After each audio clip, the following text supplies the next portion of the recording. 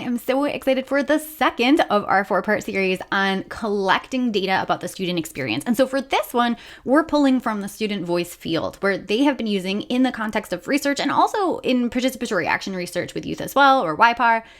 They've been using Photovoice, and then for younger kiddos, maybe who don't use the technology of like a phone, drawing. So arts-based student voice. So let's get into it. I'll show you some examples. So I am borrowing this from highered.texas.gov. This is actually, I think, a summary of a higher ed student's project, but they're talking about the goals of Photovoice, right? We want to empower students to articulate their strengths, initiate dialogue between community members and different stakeholders, and solve community problems. So I love this.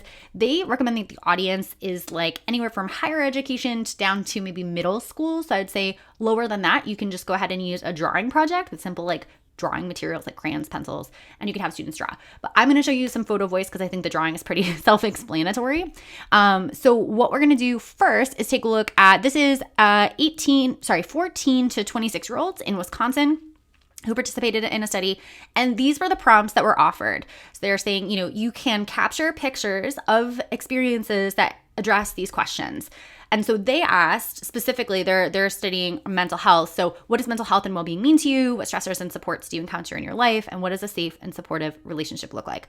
So kind of health, well-being, that was their focus. They gave 3 prompts. And then they invited people to share. So I'm just going to go ahead and share. This is someone who had an injury that they shared. This is someone who is talking about like their sleep data that they tracked on their phone. So they literally just took a screenshot of their phone. This is someone who was talking about being at the gym, right? So you can see kind of like this is a concert picture, a picture of nature. You can see not only what people are taking pictures of and how varied it is. So they're really meaning making, but they're also talking about, like you can see up here, you can see kind of how the picture is paired with a caption where the student is saying, why they took this picture, what it means to them, and how it supports answering the question. I did want to just show one more example here. Yeah. So this is a Photovoice with Indigenous students. And there's a driving question. What do you want educators to know about what health and well-being means to Indigenous students? So again, this one is health and well-being focused, but really in an educational specific context to be like, what do you need teachers to know, right? And I think that could even just be the question in and of itself. What do you want teachers to know?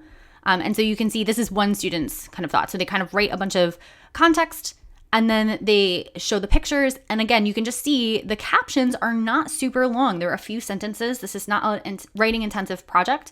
It's a little bit like a photo essay.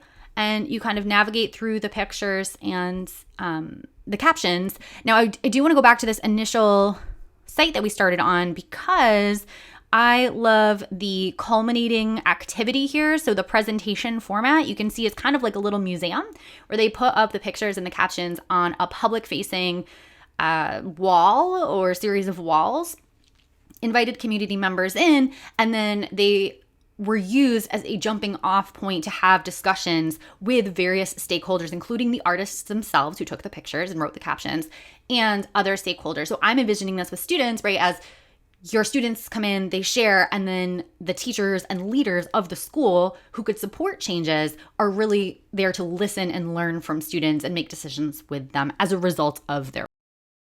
So I think you can see there's a lot of opportunity here around how you use Photovoice as a jumping off point within classrooms or school-wide, and such a beautiful opportunity to do that showcase at the end.